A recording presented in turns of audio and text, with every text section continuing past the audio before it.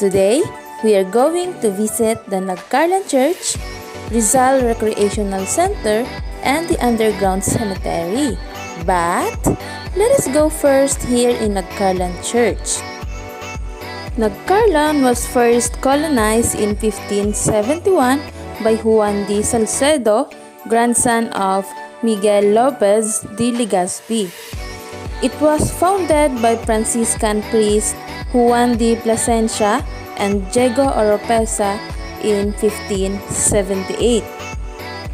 The Church of Nagcarlan was first built from light materials such as nipa and wood in 1583 under the chaplaincy of its first priest, Father Thomas de Miranda, who also pioneered the cultivation of wheat in the country.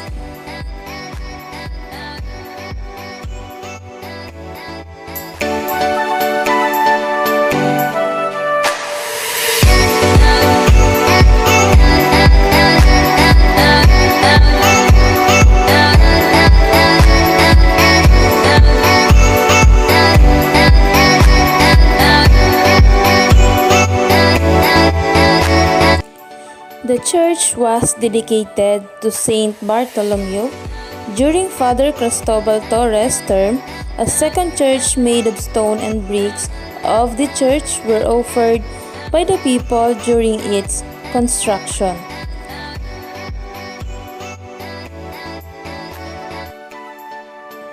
The church was partially destroyed by fire in 1781.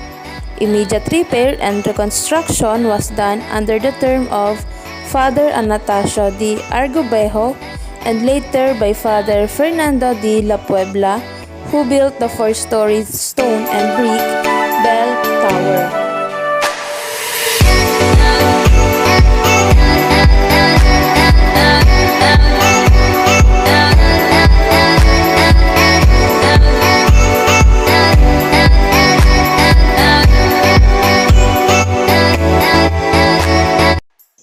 Further reconstruction using adobe and renovation, including elaborately designed tiles in 1845 and addition of the core roof on 3-story arches was under the supervision of Father Vicente Veloc.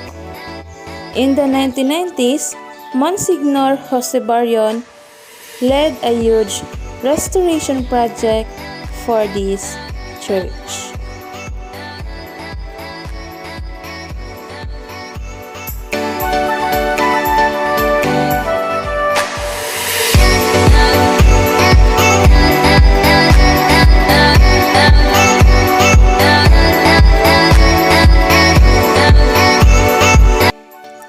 The tiered wall Nagcarlan Church generally falls under the Baroque style. The design of the facade has a semi-circular arched main entrance along with semicircular windows and tall pedestals and columns which are also present in the church side entrance. The 4-story stone and brick bell tower has bells with a Franciscan coat of arms, cross arms of Christ and Saint Francis of Assisi, and Muslim-inspired crenellations. This church was also featured in the 1974 movie Campanerang Cuba, starring Vilma Santos, and its teleserie remake, an ABS-CBN television series starring Ann Curtis in year 2005. And by the way, this is the main entrance of this church.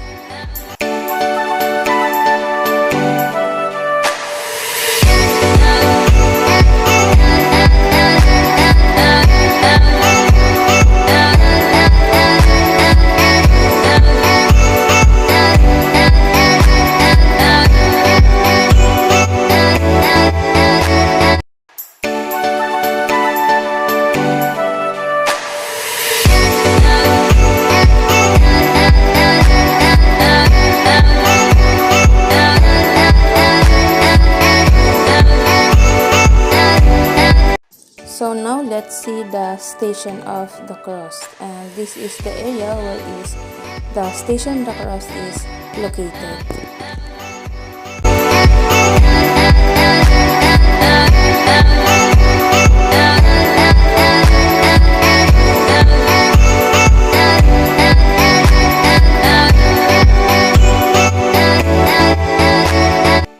So this is the back area, and it is also the first story and brick tower, and as you can see, it is really beautiful.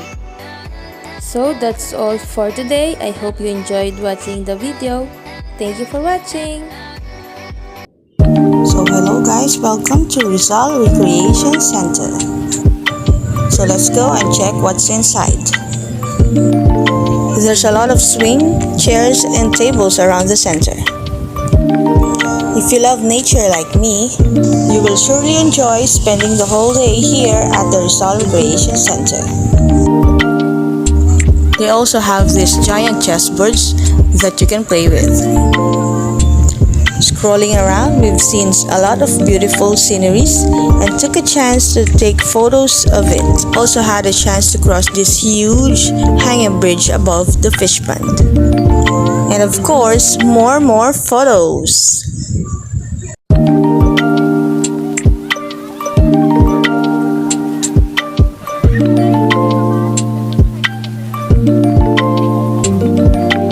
And now it's time for swimming. This pool has a cool and refreshing water from the river that gives us chill and yet relaxing feeling after.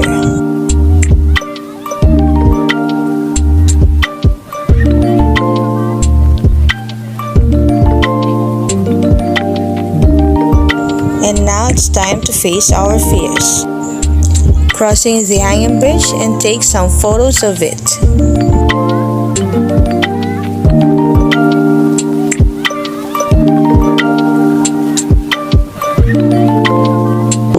They also have beach volleyball court, soccer field, basketball courts, badminton, and many more.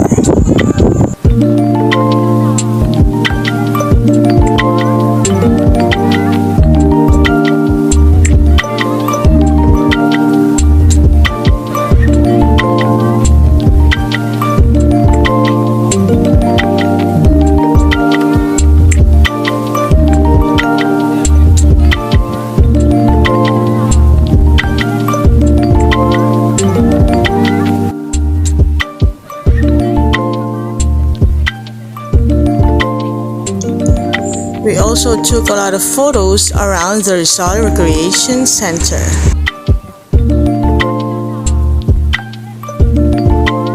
And we really had fun hanging along with these swings. Here's a quick trivia. Did you know that the biggest tub in the world is here at the Rizal Recreation Center? It is included in the Guinness Book World of Records. Next one is this beautiful tree house.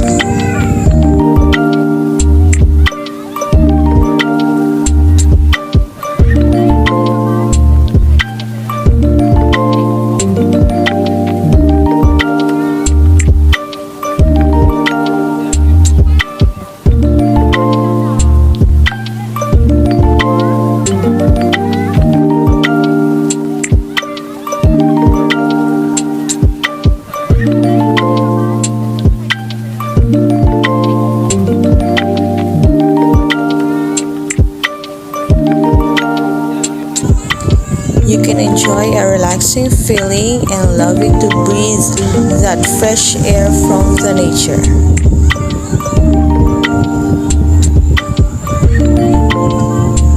And also enjoy the view and the beautiful sights around the center. If you want to escape from your stressful environment, come here at the Rizal Recreation Center, where you can enjoy the rest of your day with your family and friends.